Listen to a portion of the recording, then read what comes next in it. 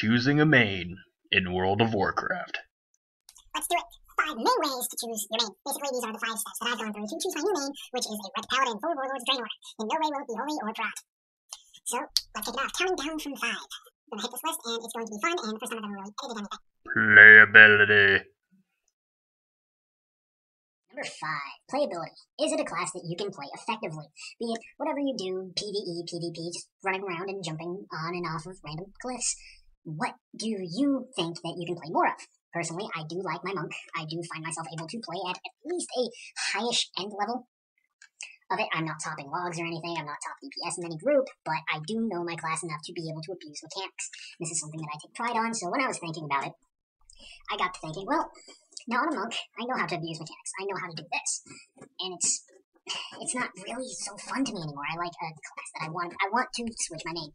So I was thinking, well, I have access to a warrior. I have access to pretty much every level 100 class, because they will be level 100, except for a mage, a shaman, or a druid, and I still have a level 90 boost that I can use, so I can count any one of those.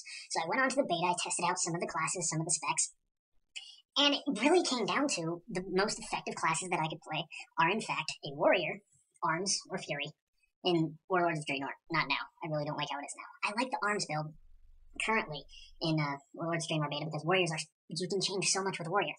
And then it came down to, well, there's also a pally. And the thing about the pally is I can play all 3 specs effectively now with gear and, better understanding of everything. So I'm able to tank, I'm able to heal, and of course I'm able to boot deeps. Sadly, when I only had 502 gear, I was only doing about 108k. That's not a lot. So, playability, I chose the Ret Pally, because the removal of Inquisition actually gives me a lot more to do. Oh, you know what, we're taking away Inquisition. That's cool. We're also taking away Diva Aura, giving that to Holy or Prot only, I can't remember which. Okay, that's cool. It's a raid CD that I don't need to press. Oh, you know what, we're taking away Guardian of the Ancient Kings. Cool. It's another CD that I don't need to press. I always end up having to line that up with Avenging Wrath, and always, set a tracker or something for whether or not I'm at 12 stacks of Ancient Power, which anyone who is popping Avenging Wrath at the same time as Guardian of the Ancient Kings is doing it terribly wrong. That is enough. Usefulness. Usefulness, that is right, number 4. Okay, so over this point, after I got through with the playability, I pretty much narrowed it down to 5 classes. For one of the 5 classes, that's right, number 1 was the Ret Pally. And it's basically because it's not an overly complex class, especially with what they're doing to it in Warlords of Draenor. Inquisition's done, that's one less thing to waste Holy Power on, because let's face it, guys, it didn't take skill or anything to keep that buff up. It was more like, oh, well, Inquisition's out, I have 3 Holy Power, I can use it for a minute. I don't do that right now on live, because I have Divine Purpose, which allows me to okay, boom, Judgment as I'm going into the boss, Inquisition up, hopefully that procs Divine Purpose, which allows me to get a nice thick Templar's Verdict out there, something strong. Next, and I can't believe I'm going to say this class, Mage. Not really any spec, but just ranged. At the time, I was considering it because, I played a ranged class before. I played a hunter, but hunters were, I'm not the best person on hunter, especially right now. But mages seem really fun, especially in beta right now, with their level 100 talents and the merging of some talents and how they switch between the specs. At the time, fire, dude, so much fire. It's built in the crit reduction protection right there. So even if you don't crit, your chance to crit keeps going. So there's the mage. Next. Oh my. The Warlock. Yes, that's right. I said it, the Warlock. Mainly because, I had you going, didn't I? No, not the Warlock in any way, shape, or fucking form. This one, believe it or not, was the Rogue. Why? I played them. Their level 100 talents don't change between them, but my god, they're good. Oh, they're so good. I think with Venom Zest on Assassination, you can pretty much keep your energy the entire time. Combo points on the player is absolutely freaking amazing, just in case you have to tab target or something really quick. It's so good. So good. Combat plays completely differently. Subtlety plays completely differently. I've only managed to do very well on Assassination. I believe at that point Assassination was either overpowered or I just couldn't do the other specs. Next, Warrior. That's right, the Warrior. It's kind of tanking. I know how to tank on Warrior. It's not too difficult, especially in Warlords of Draenor. With the new tank squish, though, haven't really tested out tanking because me no likey tanky. But arms. I'm telling you this right now, there's a lot of QQ on the forums about how arms is on the PTR. It's the rotation's clunky. I actually went into the thread about this one person saying, you ruined arms. It's clunky, it's not good. And dude, you know what? The tuning's not done yet. The damage isn't done yet. And you know what? The Warrior. Every talent tier pretty much allows you to change your rotation. Okay, the level 45 talents, the new ones. Now, if you're going AoE, this way, if I were to choose a warrior, I need a ton of tomes of the Clear Mind, or whatever we're going to be using when switching talents and glyphs. Because one of them makes it where every time Ren kicks, it gives you 3 rage. Now, if you're in a mass AoE fight, tab target, tab target, tab target. yeah, you know, you're like technically doing everything. And then at the end of that rend, that giant burst of damage comes out. Next. Oh my god, I can't even remember the other talent. I only remember two of them. There was the red one, and then there was the only other one that I was really considering at the time was Slam. Slam is arms only. Why is Slam a good idea? Because it allows you to take the, passive AoE whirlwind out of the rotation. I even told this guy this. I'm like, you can choose your talents. Even, like, through level 100 talents, you choose what's there. It was better when we had Ignite Weapon over Siegebreaker, obviously, but yeah, it's fine. It's an okay change. The best thing is, you can set up AoE with a warrior so well that all the abilities have a 1 minute cooldown, and they line up so nicely. Oh, so good. But this guy's like, oh, well, you know what, I know damage isn't done right, but you don't seem to know a lot about this subject, so let me educate you. And he then proceeded to say stuff concerning damage. Like, oh, Whirlwind is still stronger than a fully powered Slam. Well, okay. That's damage. You know that's not done yet, so you're stating this, okay. Oh, our AoE does more damage than our Rage Jump. Okay, damage again. Oh, well, some of these talents are only viable because they're so much stronger. Okay, damage again. It's like, oh, no, a lot of these talents are stupid because they don't deal a lot of damage. Damage, again, that's all the dude was quoting. And you know what? I don't care about the damage. In the end, even if warriors were one of the lower end DPSers, which they will not be, they will absolutely be above at least 5 other DPS specs, I would still have fun with it. Even if I had to go Fury, I would have fun with it. And I rambled on way too long on the warrior part. But, last class. The last class I was considering, the monk. Yeah, I had to consider the monk. Because of so much time that I spent playing on it, I had to consider it because I know what a monk can do. I know what a monk brings to a fight. If we go into a Garrosh fight, I know how to do every single thing of using all those mechanics. Oh, first phase on Garrosh. Okay, well, you know what? If we stun them, that sets off all of their, special attacks, and the tank takes a lot of damage. So what I can do is, therefore, choose Ring of Peace, which disarms all of the ads. Or, I can disarm one of them, and then do that, getting me a damage bonus on top of that. Oh, MCs. Well, I can stun you all with Fist of Fury, which deals damage to you, stuns you, deals damage to Garrosh. I can also use Ring of Peace, or anything else from that tier of talents. I can use Charging Ox Wave, which is a ranged stun. I can use Leg Sweep, which is a longer, AoE melee stun. When it came to other phases of the fight, in the beginning, people would see me, I'd pop a clone, I'd pop Chi Wave, and I'd pop Zoom. That way I'm getting DPS on them right away. I'd then pop the 2 Chi Brews, allowing me to use Tiger Palm, then Rising Sun Kick, and then start using my energy as soon as he's in melee range. Then, when I'd have to tab target for the weapon when we're stacking, I don't need to stop doing damage to Garrosh. I can effectively hit him. I choose Zoom because only one phase in that fight is really AoE heavy. I can abuse a monk's mechanics even on the new fights. Twin Orgron? Bitch, please. One of those bosses may not like melee, but it's getting my clone anyway. Those are my 5 classes. And 5 classes that I had to choose from at this point. And that was number 4, I believe it was. Yes, number 4. So next is number 3. Cracker, please. We be talking about viability up in this house. Number 3, Reason Trace. Yes, that's right. Viability. Viability. What do I mean by viability? I mean, is this class useful? Is this class able to be of some kind of use in a raid or in PvP? Like right now, Shadow Mages don't bring much. You're still going to see them in a raid. Marksmanship don't bring shit. You never see them. All the rogue specs can bring something. Is the class viable? So I was looking it over, and all 5 of the classes that I could choose are viable, even in Warlords of Draenor. But I cut down 2. At this point, I had to cut down 2, and it was more because of what I could do with it to my extent, to my personal limits with the class. The 2 classes that I cut,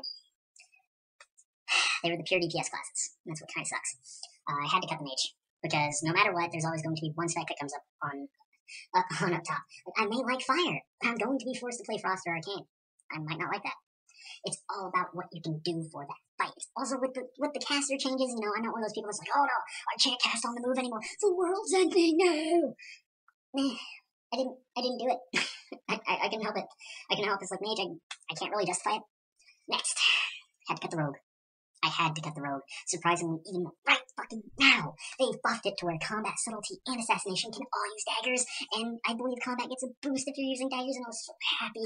I don't need to get 10 different weapons for this class, and that makes it way not really viable. And then it came to what were the healers using, because I always have to think about loot. I always have to think about gear. At this point, I'm actually in the middle of trying to make a gear list for my rep pally. Yeah, it's not loot whoring if it's to just get one piece and to try and find the piece. It's not so much like, oh, well, I need this piece, this piece, this piece, and this piece off of this boss, and if I don't get it, well, then you're going to have to find it in rep pally. Or that. No, it's just more like, okay, well, I get this piece off of possibly the first boss, which is also the easiest boss, so I don't really need to craft that piece, so I can just make it this piece instead, and I don't get a weapon until the last boss of the first raid, so instead I'll just craft this weapon, and then I'll be set until maybe that one drops. So I had to discount the rogue. and it really sucks. So I was left with Arms Warrior, the Monk, and the winner out of those three was the Ret Pally. Yes, the Ret Pally. I still gotta say, I freaking love this class. I'll tell you why here. It's coming up. Just shut up and listen to the chipmunk. Well, you know what? I'll tell you now. Anyways, the viability of the three classes that I've chosen. The viability of these classes was a big thing. I had to discount the mage, I had to discount the rogue, not only because I couldn't really play them, but because at the time, like right now, I'm not sure when I would be able to gear them up with a consolidation of healer and DPS and tank gear pretty much all in one now with the removal of some gear. It's like, okay, well, if we have like a priest and I'm a mage, I'd be rolling against the priest for gear, and I don't feel right taking gear off of healers or tanks, which is why right now on my Ret Paladin, I'm trying to find a list of gear that no one else would need. Or it's like, okay, well, I really need this piece of gear, but if Fern places DK, he's going to need it as well. So I can just make this piece or purchase it with the Pexus crystals, and then he can have that, and then I can go for this piece that might drop later on after we have the boss on so many farm raids, you know, so on and so forth. Oh, I don't get a weapon until the last boss of the first raid.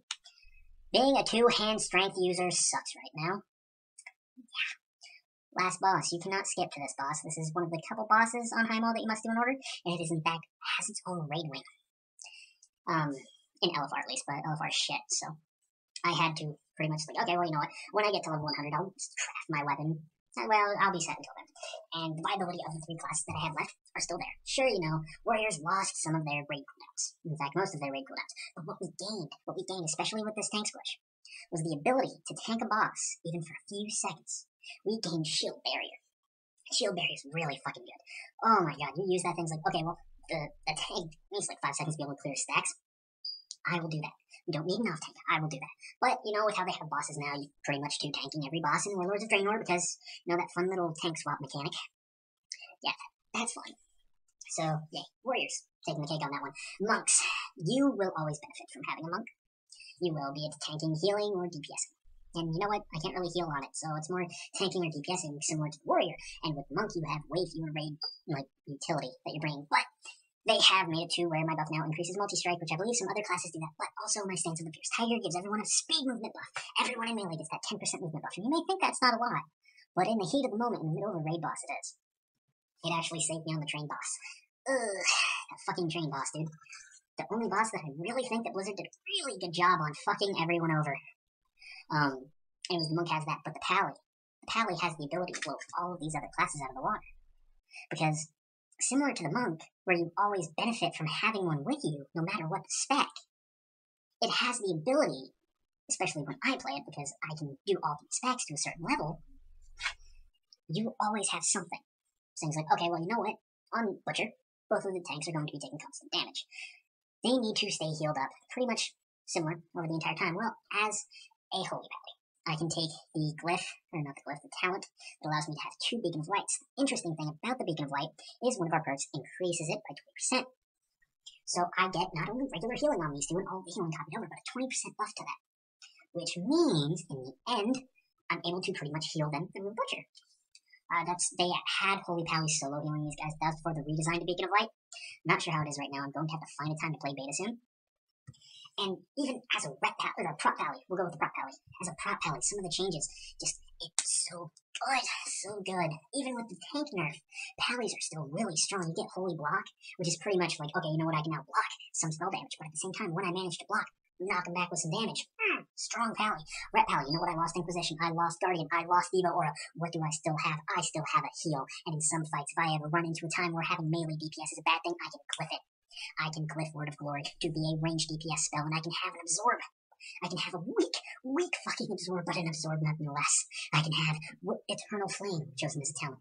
Slay heal, but it's still a heal. I can glyph Hand of Sacrifice to give us a tanking cooldown, to give us that 30% damage reduction to the tanks for a short amount of time. And if I also go into Clemency, that gives me 2. And if I glyph it, I don't take the damage, plus it works as a dispel. How do you not have so much good with a freaking Ret Pally? It's so good. And now, I'm going to tell you the last 2 reasons which helped me bring down these classes from 3 to 1. At this point in the process, I was still at 3. Reasons 2. Looks. They can be deceiving. That's right. Number 2, you may have seen that the transition said something like 1-0. Well, explain in here for a second. Yeah, you see that? There are only 10 types of people in this world. Those who understand binary and those who don't. Yeah, 1, 0, 2 in binary. Ain't that fun? Still at 3 classes at this point. I'm still at the Warrior, still at the Monk, and still at the Pally. The Pallies took a terrible blow in this department because we lost our Ashbringer animation from Holy Avenger. We have it right now on live. We lose it in the pre-patch. And Seraphim was going to have it, but they changed that. They changed it to just like a giant golden hammer and a sword and board or whatever, and I don't like it. I hate that idea. Anyways, Warriors. You gotta look really buff, and this is the time where the new tier sets came in. And I'm not ashamed to say that I can judge a class on looks. I'm not ashamed of saying that. Don't judge a book by its cover, unless, of course, it is a class in World of Warcraft that you'll be playing for hundreds of hours.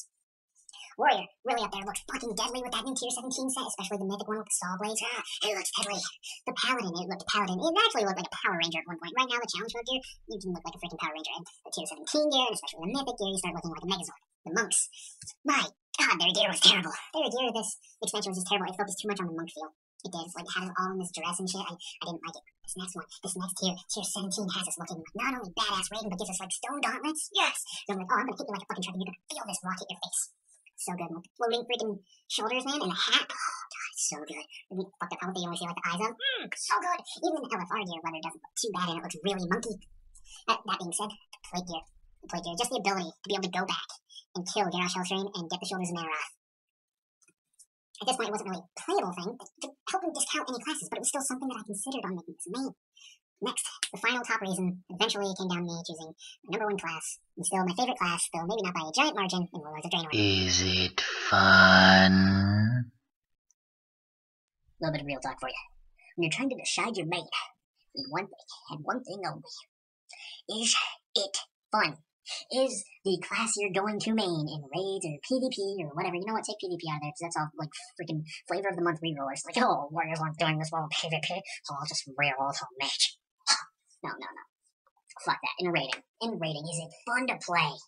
Warriors, kind of fun, but the fact that I'd pretty much have to schedule when I would change my talents and, change the fears. Like, okay, well, I need this. Oh, well, this 2-hander doesn't fucking drop until the end of the raid and I might need 2. Warriors discounted at this point just for the fun factor.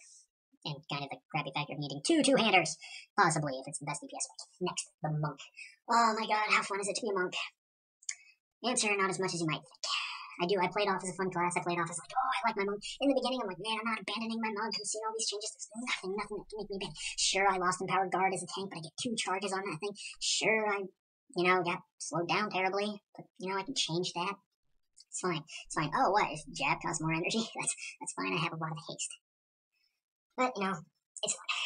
I went on the beta on pre-mids. Don't give you a lot of haste. You can enchant it. You still don't have a lot. It's like, I don't really see myself being able to play this. Is it fun? In fact, I go back to the Twin Orgron encounter again. At some points, you lose your clone. As a monk, you will lose your clone. It'll just like that buff will disappear and be like, well, I'm not hitting the other boss now. So you have to wait until they bring in close enough, and then you have to pop it again, because that's all the Twin Orgron is. It's like close, spread, close, spread, close, spread. That's all it is. Like, I can do damage to both of the bosses, but I really have to.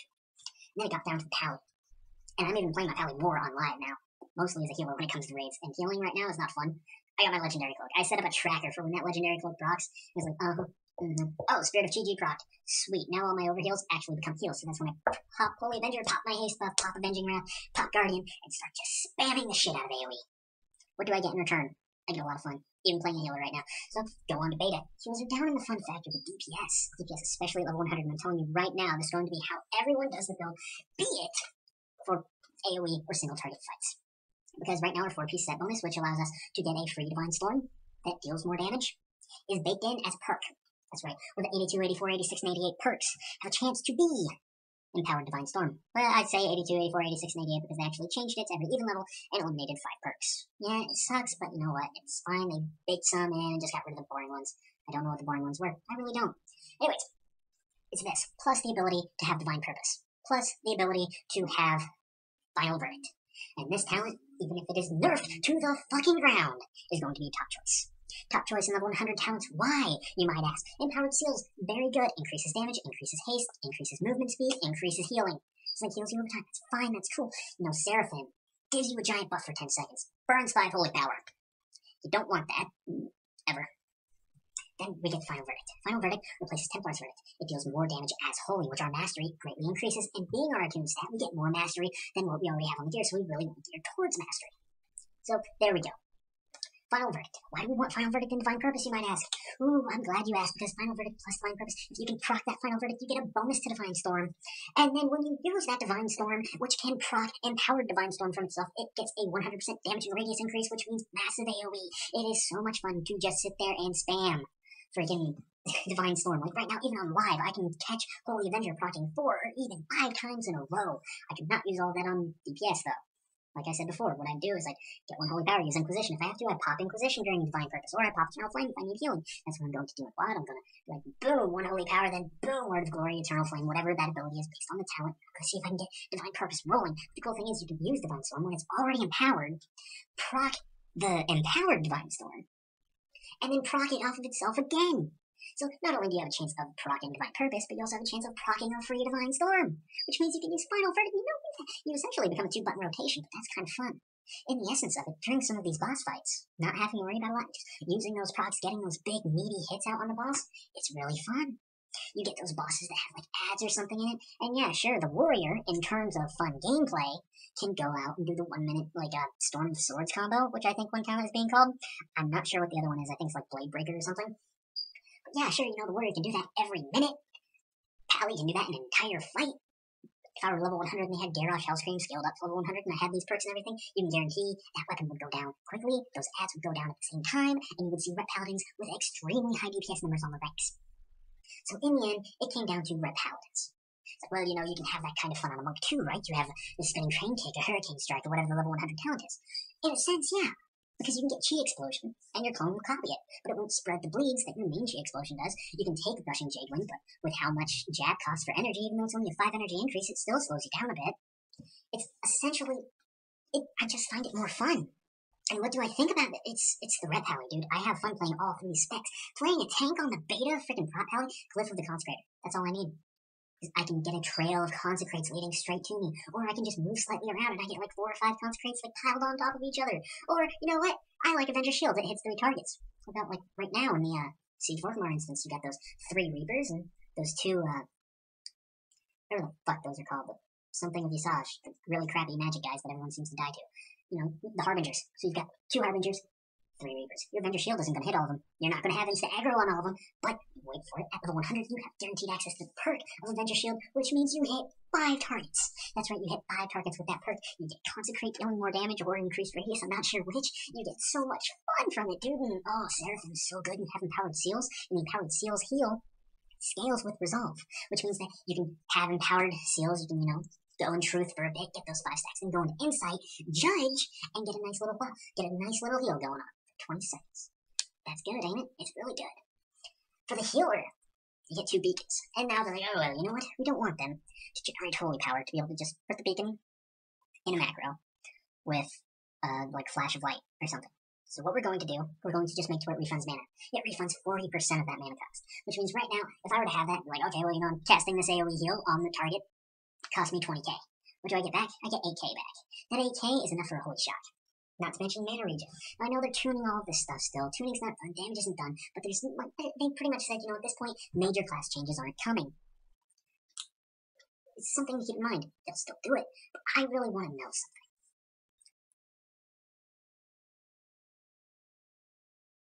Reason 0. The pre-log. This isn't really a reason so much as it is a question. What do you do to choose a main? Now, I already know some people have chosen their mains for the next expansion, and I kind of want to know why. I don't know what some people are choosing, so I'm just kind of forced to speculate that they might not changing. Maybe Far isn't changing from his healer. Maybe Hannah's not changing from hers. Luther may still be Pally Tank. They are looking very strong. Kieran, if she raids, might still be a priest. You gotta be a Dauntless Shadow Priest. Fern might still be a DK, even though that one kind of, I don't know if he'll be a DK. Because recent reactions I've got. So Mike said he'll still be a Warlock, which is really good, because we need a Warlock since Bali is going to be a Hunter. You, my friend, will fall asleep at the keyboard. So what are you guys choosing? How do you choose it? I'd really like to know, because I know that some people choose their mains based on their loot. Some people choose their mains based on what their raid team needs. Some people choose their mains on whether or not their face looks fat or their ass looks ugly in this transmog. So in the end, the real question I leave to you, the 2 or 3 people that might be watching this, maybe or maybe not, because it's been linked to you by myself. How do you choose a main? What do you go through to choose it? What are your 5 steps to choosing a main? And you know what? If this video helped you think about what your main will be. That's cool. That's cool. I kind of want people to be able to think about the main. Maybe some of them are like, you know what, I'm not going to choose a main until closer to Warlords. I'm not going to choose a main until the pre-patch hits. That's cool. You know, I encourage you to not choose a main too quickly. In my case, oh yes, this last. Yeah, pretending like you didn't see that. In my case, I had to choose it. I had to. Getting a legendary cloak is needed right now, and something that hasn't really been covered. Legendary cloaks will lose their proc. I believe it's a 91. They lose their proc. I'm not sure. It was tweeted by the game developers. It seems like they're going to lose their proc. Beat at 91 or 100, it'll be fine. It'll be fine because they still out-level everything until I believe level 100 dungeons. Until I believe level 100 dungeons, it looks like heroics will be dropping 530 gear, and then we can do challenge modes for LFR gear. Isn't that going to be fun? Hey, you know what, guys? You don't have to run LFR to do these dungeons. Do these raids. Okay, cool. But I'll give you a hint. The gear that you get from these raids is much more powerful than anything that you have access to in heroics.